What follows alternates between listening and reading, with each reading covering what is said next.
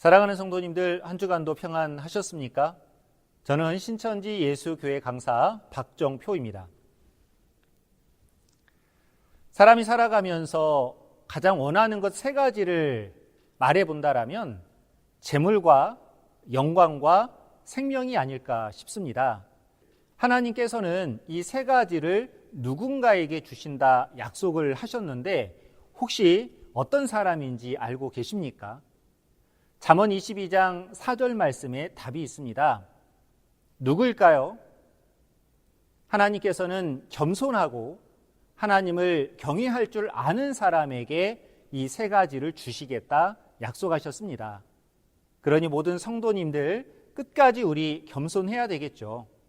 그리고 더 나아가 말씀을 통해서 더욱더 하나님 경외심을 키워 정말 하나님을 제대로 믿고 섬기는 우리 모든 성도님들이 꼭 되셔서 하나님이 주시고자 하는 이 세 가지 복을 다 받아 누리시는 우리 성도님들이 꼭 되셨으면 좋겠습니다.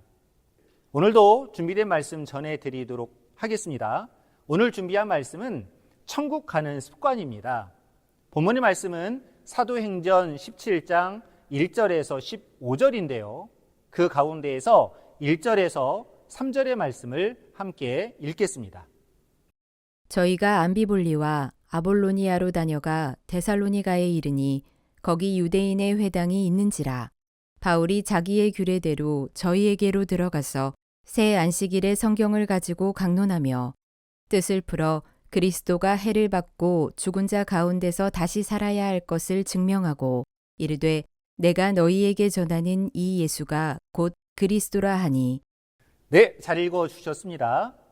자, 본문의 말씀은 바울이라는 분이 데살로니가라는 곳 또 베레아라는 곳에 가서 말씀을 전하면서 있어진 상황을 우리에게 설명해 주고 있습니다. 이제 그 과정 속에서 우리 신앙인들이 천국 가기 위해서 반드시 가져야 할 습관에 대해서 언급을 해 주시고 계시기 때문에 오늘 본문의 말씀을 선택해서 여러분들에게 설명드리고자 하는 것입니다. 잘 들어보시고 나는 과연 이런 습관을 가지고 있는지, 가지고 있지 않았다라면 오늘부터라도 이런 습관을 반드시 가지셔서 천국으로 인도함 받는 귀한 하나님의 가족들이 다들 되셨으면 좋겠습니다. 먼저 내용 설명에 앞서서 바울이라는 인물에 대해서 간략하게 소개를 좀 해드리도록 하겠습니다. 기독교사에서는 너무나 잘 알려주신 분이죠. 그리고 혹 신앙이 없는 분들도 이 바울이라는 분에 대해서 못 들어보신 분은 거의 없으실 것 같습니다. 이 바울의 출생지는 길리기아 다소라는 곳에서 태어났습니다. 예루살렘과는 상당히 거리가 있는 지역이죠. 그리고 그 부모님들은 이곳에서 살았고 거기에서 바울을 낳기 때문에 하나의 이민자로서 이세라 갈 수가 있는 것이죠. 그리고 태어날 때부터 이 바울은 로마 시민권을 가지고 있었습니다. 다시 말하면 로마의 법으로부터 보호를 받을 수 있는 굉장히 유리한 입장이었다 이 말이죠. 그리고 어려서부터 예루살렘으로 유학을 와서 가말리엘 문화생으로서 바리새파에 해당이 되어 강한 교육과 또 훈련을 받았던 굉장히 유능한 사람이었던 것이죠. 바울이 하는 말이 자신은 어느 영갑자보다도 유대교를 지나치게 믿었던 사람이다. 율법으로도 흠이 없게 살아왔다 할 정도로 굉장히 신앙이 있어서만큼은 큰 자부심을 가지고 살았던 인물입니다. 심지어는 예수 믿는 사람들이 너무나 싫었기 때문에 스데반을 죽이는데도 앞장을 섰고 또 공식적으로 문서를 받아서 이 예수 믿는 사람들을 잔해하기 위해서 다메섹으로 가는 도중에 예수님을 만나게 되는 엄청난 사건을 경험하게 되죠. 그 사건 이후로 이 바울은 자기가 가지고 있던 모든 이전 지식을 배설물처럼 다 버리게 됩니다. 그리고 그 후부터는 이제 하늘의 복음을 땅끝까지 전파하는 데 결정적인 역할을 하는 복음 전도자로서의 삶을 평생을 살게 됐던 것이죠. 바울이 남긴 업적은 굉장히 많습니다. 우리가 성경을 보는데 신약 성경 안에서 많은 영역을 차지하고 있는 게 서신서죠. 그 서신서의 대다수가 누구를 통해 기록이 되느냐? 바로 바울을 통해 기록이 됐습니다. 그리고 이 복음이 전파되는 데 있어서도 지대한 영향을 끼쳤던 인물이 바로 이 바울이었죠. 바울은 사도행전의 기록에 가서 보시면 1차, 2차, 3차에 걸쳐서 이 복음을 전하는 전도 사역자로서 활동을 했고, 또 그와 같은 과정을 통해서 곳곳에 예수 믿는 사람들과 교회들이 세워지는 그런 놀라운 일들이 곳곳에 기록이 되어져 있습니다. 이와 같은 엄청난 일을 했던 이 바울인데, 바울이 두 번째 복음을 전하는 사역의 노정 속에 오늘 본문에 해당되는 데살로니가 그리고 베리아 지역에서 말씀을 전하게 되고, 그때 있어진 상황과 사건들을 소개하면서 여러분들에게 앞서 말씀드린 것처럼 천국 가기 위한 가장 좋은 습관에 대해서 말씀을 드리도록 하겠습니다. 자, 먼저 사도행전 17장 1절에서 9절까지는 데살로니가라는 곳에 가서 말씀을 전했고, 그 전하는 과정에서 어떤 사건들이 발생이 됐는지를 우리에게 간략하게 소개해 주고 있습니다. 잘 들어보시기 바랍니다. 장소는 어디라고요? 데살로니가인데, 데살로니가에서도 유대인의 회당이 있었습니다. 말씀을 가르치고 배웠던 하나의 오늘날로 말하자면 교회와 같은 곳이 있었다는 얘기죠. 자, 그곳에는 누가 모여 있었느냐? 이제 바울과 그리고 많은 유대인들, 더 나아가서 개종한 헬라인들이 그곳에 모여 있었죠. 그리고 바울은 그곳에 서서 당당하게 말씀을 전하게 됩니다. 어떤 말씀을 전하게 되느냐? 무려 새 안식일 곧 3주라는 기간 동안 이와 같이 성경의 뜻을 풀어서 예수님이 그리스도라는 것을 증명하기 시작했던 것이죠. 자, 다시요. 3주라는 기간 동안 성경의 뜻을 풀어 예수님을 증명했습니다. 예수님이 누구라는 것을요? 구약에 약속된 그리스도라는 것을 증명했던 것이죠. 여기서 잠깐 어떤 식으로 증명했는지를 소개를 잠깐 해드리도록 하겠습니다. 하나님께서는 구약 선지자들을 통해서 그리스도의 출현을 예언하셨죠. 누구에게서 나고 어디에서 나고 어떤 말씀을 전하며 또 어떤 행동들을 하고 그의 죽음은 어떻게 죽게 되고 또 죽음 이후에는 어떤 일이 벌어지는지 이와 같은 모든 것들을 하나님은 설계하셨습니다. 그리고 초림 때 그 설계도대로 이루셨던 것이죠. 바울은 그와 같이 예언된 것과 예언이 어떻게 성취되었는지 그 의미를 전부 다 뜻을 풀어 설명하고 입증하셨던 것입니다. 이사야 7장 14절에서는 처녀가 잉태하여 아들을 낳을 것을 예언하셨죠. 그 예언대로 마태복음 1장에 가서 보면 처녀는 마리아로 그리고 그 아들은 예수님으로 나타났음을 우리에게 증명해 보이고 있습니다. 그리고 반드시 이 아이는 어디에서 나야 되느냐? 유대에 수많은 고을들이 있지만 아주 작은 고을 중에 하나인 베들레헴이라는 곳에서 탄생될 것이 미가서 5장에 예언되어 있었습니다. 그 예언 그대로 마태복음 2장에 성취되어 나타나신 분이 예수님이라는 것을 증거해주고 있었던 것이죠. 그리고 그 예수님은 겸손하셔서 나귀의 작은 것, 나귀 새끼를 타고 예루살렘에 입성하실 것이 예언되어 있었습니다. 그 예언은 스가랴 9장 9절에 예언되어 있었고 그 예언 그대로 마태복음 21장에서 예수님께서 나귀의 새끼를 타고 예루살렘에 입성하심으로 성취됐음을 우리에게 증명해주고 있었던 것이죠. 그리고 예수님의 죽음 또한 이사야 53장에 그가 찔림은 우리의 허물 때문이요 그의 상함은 우리의 죄악 때문이다 하면서 그 예수님이 모든 무리의 죄를 담당하시고 결국 죽음에 이르게 될 것에 대하여 예언해 주셨습니다.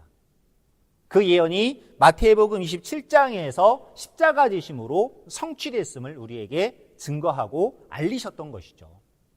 그러나 이것으로 끝이 아닙니다. 시편 16편에서는 예수님께서 부활하실 것을 예언하셨습니다. 10절, 11절 말씀인데요. 그 영혼이 음부에 내려가지 않는다. 그리고 그 거룩한 자가 썩지 아니한다라고 예언이 되어 있습니다. 생명의 길로 하나님께서 인도하실 것에 대하여 11절에 말씀해 주셨던 것이죠. 그 말씀 그대로 마태복음 28장에서는 예수님께서 부활하셨음을 우리에게 증거해 주고 있습니다. 이와 같이 예언과 성취라는 측면에서 약속대로 오신 분이 바로 예수님이시고, 그러하기 때문에 예수님이 그리스도라는 것을 바울이 명백하게 확실하게 증명을 했던 것이죠. 그 말을 들은 많은 사람들의 반응은 어떠했겠습니까? 자, 이와 같이 유대교로 개종한 헬라인의 큰 무리와 또 귀부인들은 믿었습니다. 이성적으로 생각을 했던 것이죠. 그런데 문제는요, 전통과 유전을 너무나 중요시 여기고 사실 여부를 확인도 하지 아니하고 본국으로부터, 다시 말하면 예루살렘으로부터 예수님에 대한 악평들을 들어왔던 유대인들은 달랐습니다. 당시 전통 유대인들은 이와 같이 기록된 내용에 가서 본 바 이와 같은 상황에 대하여 시기했다라고 말합니다. 자기들이 가르치지 못했던 것을 바울은 가르쳤던 것이죠. 내가 못 가르치는 것을 상대방이 가르쳐 준다라면 감사하게 생각해야 될 것 아니겠습니까? 오히려 배워서 가르치려고 노력을 하는 것이 정상적인 태도일 것입니다. 그런데 신앙인이었음에도 불구하고 시기와 질투심에 결국 어떤 선택, 어떤 하나의 상황을 만들어내느냐, 이와 같습니다. 기록된 내용에 가서 보면 저자, 시장거리죠. 그곳에 가서 괴악한 자들을 동원합니다. 이야기 쉽도록 표현한다라면 불량배들이죠. 요즘 시대로 말하면 조폭들입니다. 조직폭력배들이죠. 이 사람들을 당연히 돈으로 샀겠죠. 이 사람들을 동원해서 떼를 지어 이 바울을 잡으러 갔던 것이죠. 당시 바울은 어디에 거하고 있었냐면 야손이라는 사람의 집에 거하고 있었습니다. 그런데 다행히도 그 현장에 바울은 없었습니다. 이후 당시 유대인들 같은 경우 그 예수님에 대하여 모함하고 또 많은 사람들을 선동하고 또 요란스럽게 만드는 그런 어떤 상황들을 만들어가면서 결국 관원들에게 끌고 가는 그런 상황까지 이제 사건이 소개가 되어져 있거든요. 당시 유대인들이 예수님에 대해서 어떻게 생각을 하고 있었던 것이냐, 이와 같습니다. 예수님은, 또 예수 믿는 사람들은 천하를 어지럽게 하는 사람들이다. 왜냐? 진리의 말씀을 전하는, 또 전파되는 곳곳마다 수많은 사람들이 자기가 믿었던, 또 자기가 추구했던 많은 것들을 바울처럼 내어버리고 예수님과 예수님의 가르침을 따르고 믿는 그런 사람들이 많아지기 시작했거든요. 자기를 믿고 자기를 따라와야 되고 또 자기 밑에 사람들이 거해야 되는데 그 사람들이 다른 쪽으로 이동을 하고 옮겨가다 보니까 시기와 질투심에 사로잡혔던 것이죠. 자, 다시 말씀을 드리면 예수님에 대하여, 그 믿는 사람들에 대하여 천하를 어지럽게 하는 사람들이요, 그리고 가이사의 명을 거역하고 다른 임금이 있다 하는 자들이다. 그게 곧 예수님이셨죠. 그 예수님이 바로 가이사를 몰아내고 그 자리에 앉으려고 하는 사람인 것처럼, 다시 말하면 정치적, 사회적, 또 군사적 하나의 임금인 것처럼 하나의 역적, 역도의 무리로 이 사람들은 몰아갔던 것이죠. 그런 상황을 이들은 만들었던 것입니다.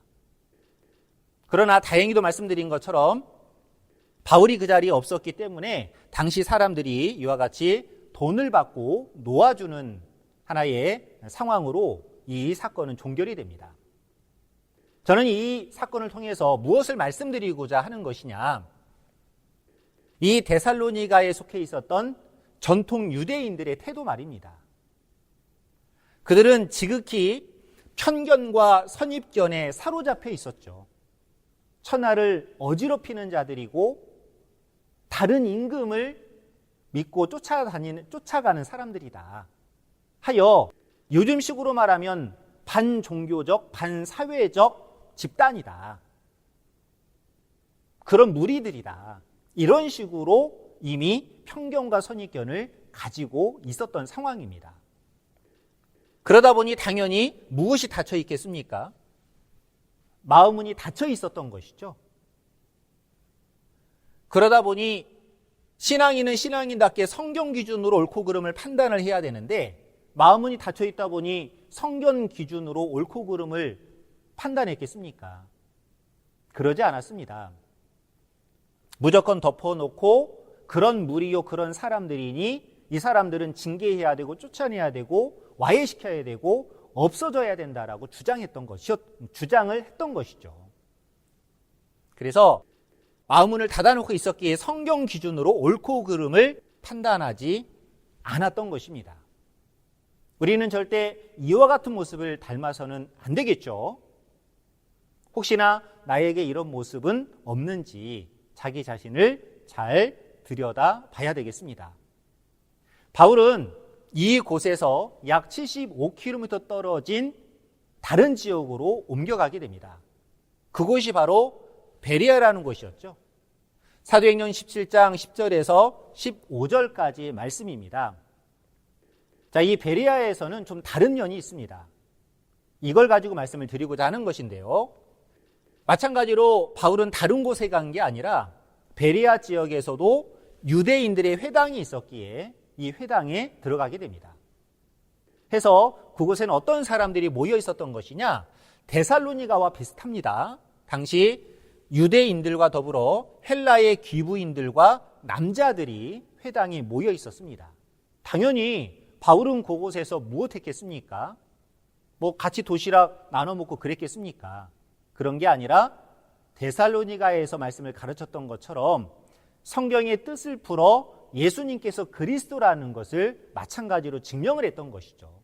동일한 말씀을 전했던 것입니다. 자, 그런데 그 말씀을 들은 이 베레아 사람들은 좀 달랐습니다. 어떻게 달랐을까요? 유대인 중에도 믿는 사람이 많았고요. 그리고 헬라의 귀부인과 남자들도 적지 않게 믿었다 했습니다. 굉장히 많은 사람들이 믿었던 것이죠. 그런데 항시 좋은 일이 있으려면 막아 낀다 하듯이 마찬가지로 이렇게 많은 사람들이 믿음을 더해가는 상황에 누가 개입을 하겠습니까? 그 먼 거리를 달려온 사람들이 있어요. 말씀 들으려고 달려온 게 아니라 회방하고 대적하려고 달려온 사람들이 있었습니다. 그게 바로 데살로니가에 있었던 유대인들이었죠. 데살로니가의 유대인들이 베레아라는 곳에 와가지고 또다시 그 지역에 행했던 그 행동을 그대로 합니다. 마찬가지로 무리를 소동케 하죠. 천하를 어지럽히는 자들, 미혹하는 자들이고, 그리고 로마의 반기를 들려고 사람을 모으는 중이다. 다른 임금을 믿고 따르게 하니 너희들에게 믿고 따르면 큰 해가 미칠 것이다. 등등의 수많은 어떤 말들을 만들어가면서 당시 이 사람들의 믿음과 신앙을 흔들어대는 그런 일들을 이 데살로니가의 유대인들이 했던 것이죠. 자, 상황이 이렇게까지 되다 보니까 바울은 또다시 피난할 수밖에 없었습니다. 그래서 아덴이라는 곳으로 또다시 옮겨가게 되는 그런 상황까지가 15절의 말씀이 되겠습니다. 자, 이런 상황에서 바울이 이 베레아 사람들에 대해서 칭찬한 대목이 있습니다.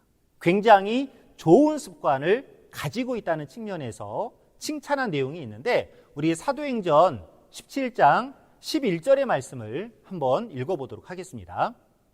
베레아 사람은 데살로니가에 있는 사람보다 더 신사적이어서 간절한 마음으로 말씀을 받고 이것이 그러한가 하여 날마다 성경을 상고하므로 네, 잘 읽어주셨습니다. 오늘 진짜 제가 설명드리고자 하는 말씀은 방금 읽어본 말씀이 되겠습니다. 베레아 사람의 진짜 좋은 습관, 이걸 소개해드리고 싶은 거거든요. 저는 이 습관을 천국 가는 습관이라고 그렇게 말씀을 드리고 싶은 것입니다.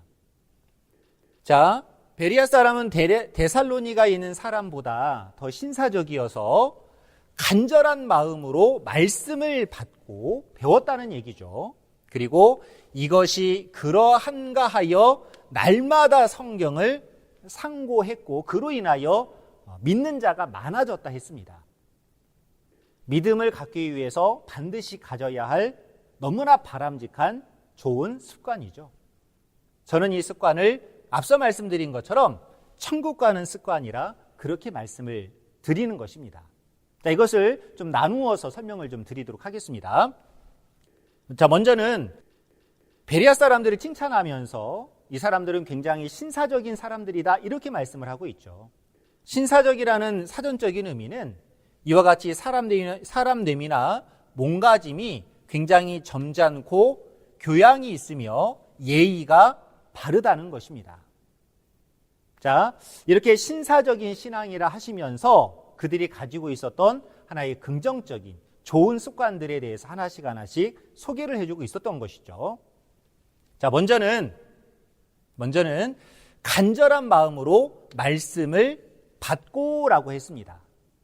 간절한 마음으로 말씀을 받았다라는 것은 말씀을 배웠다는 얘기죠. 들었다는 얘기입니다. 스스로 보는 그런 개념이 아니고 간절한 마음으로 말씀을 바울에게 배웠던 것이죠. 자, 여기서 먼저는 가장 바탕이 되어야 될 것이 무엇이냐? 바로 간절한 마음입니다. 간절하다라는 것은 이와 같이 정성스럽고 지극하다. 그리고 매우 절실하다. 이런 의미가 되겠습니다. 정말 간절하다라는 것은 이해하기 쉽도록 말씀드린다라면 절실하다는 의미죠. 절실한 의미로 그리고 지극한 마음으로 말씀을 배워야만 한다. 이렇게 바울은 시작하고 있습니다. 바로 천국 가는 좋은 습관이 이렇게 형성이 된다라는 걸 우리에게 말씀하고자 했던 것이죠. 자, 그림을 가지고 왔는데요. 농부가 씨를 뿌려야 됩니다. 그러면 밭이 촉촉하게 물기를 머금고 있어야 되죠. 그런데 비가 내리질 않은 겁니다. 땅이 갈라져 있습니다. 그때의 농부의 마음은 어떤 마음이겠습니까? 비가 내리기를 정말 간절히 바라겠죠. 그런 마음 말입니다. 또한 내 가족이 중환자실에서 수술을 합니다. 밖에서 수술이 끝나기만을 기다리는 다른 가족들의 마음은 어떠하겠습니까? 정말 간절하겠죠. 절실할 것입니다. 그와 같은 마음으로 말씀을 받아야 한다 했는데 그런 마음으로 말씀을 받으려면 먼저는 말씀의 가치를 우리가 알아야만 하겠죠. 예수님께서는 이런 간절한 마음에 대해서 마태복음 5장에 이와 같이 말씀을 하시죠. 가난한 마음이요 또 줄이고 목마른 마음이어야 된다. 그래야지만이 한 말씀이라도 하나의 깨우침이라도 정말 감사하게 마음속에 새기고 또 담고 그러지 않겠습니까? 내가 배불러 있거나 내가 이미 차 있으면 아무리 생명의 말씀이 진리의 말씀이 나에게 찾아온다 할지라도 마음을 닫아놓고 있는 상황에서는 절대 어떤 말씀의 씨 하나도 들어가지 않을 것입니다. 예수님께서도 이와 같이 가난한 마음, 줄이고 목마른 마음이 복 있는 사람의 마음이다라고 가르쳐 주셨죠. 그런데 말씀드린 것처럼 왜 이와 같은 마음을 가지고 있어야 되느냐? 이 말씀의 가치 때문에 그렇습니다. 말씀을 받아야 된다 했는데 도대체 이 말씀이 어떤 가치를 가지고 있길래 간절한 마음이어야만 하는 것인지 요한복음 1장에 그 답을 잘 설명해 주고 있죠. 이 말씀이 곧 누구라 했습니까? 하나님이라 했습니다. 그리고 이 말씀 안에 생명이 있죠. 그리고 이 말씀이 곧 빛이라 했습니다. 그리고 마태복음 4장에서는 이 말씀이 우리 영을 살게 하는 영생의 양식이라고도 깨우쳐 주셨죠. 그러니 이 말씀이 하나님이고 이 말씀 안에 생명이 있으며 이 말씀이야말로 우리 영혼의 양식이 되는 것이니만큼 이 말씀 듣고 배울 때에는 정말 한 말씀도 잃지 않겠다. 그냥 흘려보내지 않겠다는 그런 간절한 마음으로 말씀을 듣고 배워야만 할 것입니다. 자, 이어서 말씀을 들을 때에는 또한 그러한가 하여 이렇게 또 말이 이어지고 있죠. 그러한가 하여라는 것은 한마디로 그 하는 말씀이 참인지 거짓인지 분별하면서 들어야 된다. 확인해 가면서 들어야 된다라는 말씀을 우리에게 하고 있는 것 아니겠습니까? 그냥 신앙세계 안에서 성경 펼쳐놓고 앞에서 열정을 다해 말씀을 전하니까 하나님의 말씀이겠거니 하여 아멘 할렐루야 하게 되면 자신의 입장 속에서는 하나님을 섬기는 예를 다한다 할 수 있겠지만 그 하는 말이 성경에 비추어 봤을 때에 참이 아닌 거짓이라면 결국 그 아멘과 할렐루야는 누구에게로 가겠습니까? 거짓의 아비는 마귀니만큼 마귀가 가져가겠죠. 우리가 그런 목적으로 신앙하는 건 아니지 않습니까? 또 거짓이라면 진리가 아닌 비진리니만큼 진리의 말씀을 따라 신앙을 해야 천국에 가는 법인데 비진리를 따라가게 되면 천국이 아닌 지옥에 가는 것이니 그 얼마나 안타까운 결과가 그 심령을 기다리고 있는 것 아니겠습니까? 그러니만큼 항시 말씀을 듣고 배울 때에는 들은 바 된 말씀이 정말 그러한가 그러하지 아니한가 생각하고 판단하고 확인하면서 들어야 된다라는 것을 우리에게 알리고 있습니다. 이미 이사야를 통해서도 악을 선하다 하고 선을 악하다 하며 흑암으로 광명을 삼고 광명으로 흑암을 삼고 또 쓴 것을 단 것으로 삼고 단 것을 쓴 것으로 삼는 이 사람들에게는 반드시 화가 있을 걸 알려왔죠.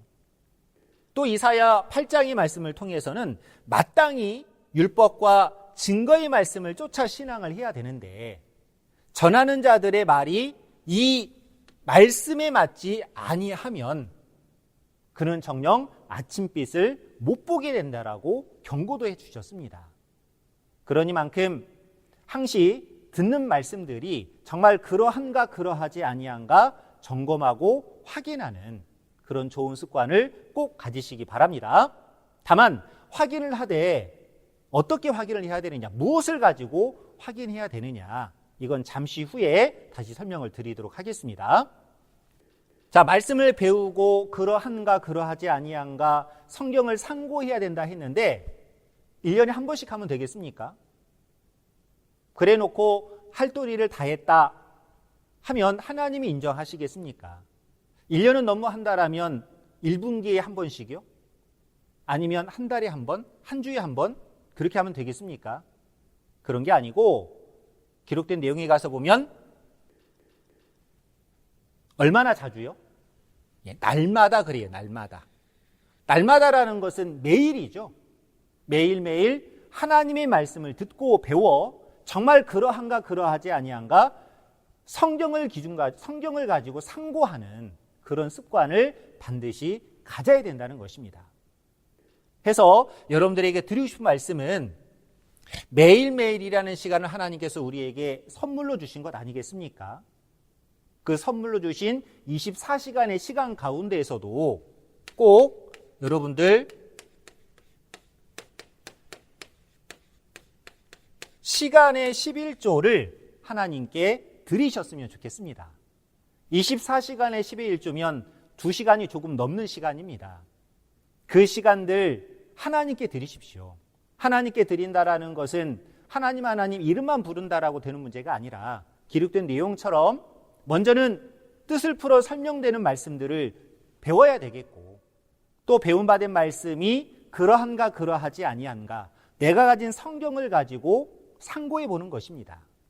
이런 시간들을 가지시게 되면 또 이런 좋은 습관들을 가지시게 되면 반드시 이 좋은 습관이 여러분들을 천국으로 안내해 줄 것입니다. 자, 이어서 그러한가 하여 날마다 성경을 상고했다라고 합니다. 상고라는 것은 꼼꼼하게 따져서 참고하고 검토한다는 말이죠. 달리 표현한다라면 깊이 있게 묵상한다는 의미가 되겠습니다. 디모데후서 3장에 이 성경이 주는 유익에 대해서 잘 설명이 되어져 있죠. 15절에서는 성경이라는 게 구원에 이르는 지혜를 준다 했습니다. 그리고 이 성경을 통해서 우리가 바른 것을 알게 되고 의가 무엇인지를 배울 수 있게 된다라고 하셨죠. 가면 갈수록 바르게 또 의롭게 살아야 될 필요성이 여러분 느껴지시지 않습니까? 이 세상을 보면 말입니다. 이렇게 교육을 받음으로 해서 하나님의 사람으로 온전케 되고 그리고 모든 선한 일을 행하기에 온전케 된다 합니다. 사람이 온전케 되는 최고의 교육이 바로 이 성경 교육이다 이 말이죠. 해서 성경을 배우고 배움받은 말씀이 정말 그러한가 그러하지 아니한가 상고해 봄으로 인해서 우리가 구원에 이르는 지혜도 알게 되고 또 바른 것이 무엇인지 의로운 것이 무엇인지를 깨달아 선한 일을 행하기에 온전한 사람으로 변화되고 성장해 갈 수 있다라는 것을 꼭 기억해 주셨으면 좋겠습니다. 시편 1편 2절에서도 이와 같은 과정들이 반복이 되면 말씀의 가치를 깨닫고 또 깨달음에 대한 즐거움이 생기죠. 그로 인해서 주야로 묵상하는 자가 되도록 해야 된다. 그렇게 되는 사람이 참으로 복이 있게 될 것이다라는 말씀도 우리에게 주시지 않았습니까? 그러니 결론적으로 제가 드리고 싶은 천국 가는 습관은 먼저는 간절한 마음이 있어야만 하겠고 그리고 더 나아가 날마다 매일매일 시간의 10의 1조를 하나님께 드린다 생각하시고 성경을 배우시기 바랍니다. 그리고 배운 말씀들을 성경을 통해서 상고하는 이런 삶의 습관을 꼭 기르시고 가지신 분들이 되셨으면 좋겠습니다. 말씀드린 것처럼 이런 습관은 반드시 여러분들을 천국으로 인도해 주실 것입니다. 결론입니다. 하나님 말씀을 들을 때는 베리아 사람들 같이 간절한 마음으로 말씀을 받고 말씀이 그러한가 그러하지 아니한가 성경에 비추어 날마다 상고하는 습관을 가져야만 하겠습니다. 왜 이런 습관이 필요한가? 이 습관은 우리를 천국으로 인도해 줄 것이기 때문입니다. 이번 한 주간도 천국인의 습관을 길러가시는 귀한 삶을 살아가시는 한 주간이 꼭 되셨으면 좋겠습니다. 우리 모든 성도님들 천국 가는 습관 오늘부터 길러가시는 것입니다. 네, 이상으로 말씀 마치고 다 함께 기도 드리겠습니다. 생명의 주인 되신 창조주 아버지 하나님, 그리고 하나밖에 없는 생명을 기꺼이 저희들을 위하여 희생해 주신 예수님 진심으로 감사를 드립니다. 오늘은 이 복음 따라 말씀을 전한 사도 바울의 행적 가운데에 데살로니가 사람들의 모습과 또 베레아 사람들의 모습을 통하여 우리가 어떤 신앙의 본을 쫓아가야 될 것인지 깨닫는 시간을 가졌습니다. 우리 모든 성도님들 늘 말씀을 배우는 것을 즐거이 할 수 있는 귀한 마음 가지게 해주시고 또 들은바된 모든 말씀들 성경으로 확인하여 깊이 있게 상고하고 묵상함으로 그 영혼이 성장하고 하나님의 선한 형상을 입어 아버지 하나님 나라 이루는 데에 부족 없을 수 있는 귀한 심령들이 될 수 있도록 아버지 은혜 베풀어 주시옵소서. 그리고 그동안 이와 같은 신앙의 습관을 가지고 있었다라면 꾸준하게 잘 이어갈 수 있게 해주시고 또 이런 습관을 가지지 못했다라면 오늘부터라도 천국 가는 습관을 가져 이 습관을 통하여 천국으로 인도함 받을 수 있는 복된 심령들 다 되게 해 주시옵소서. 예수님의 이름으로 기도 올려드리옵나이다. 아멘.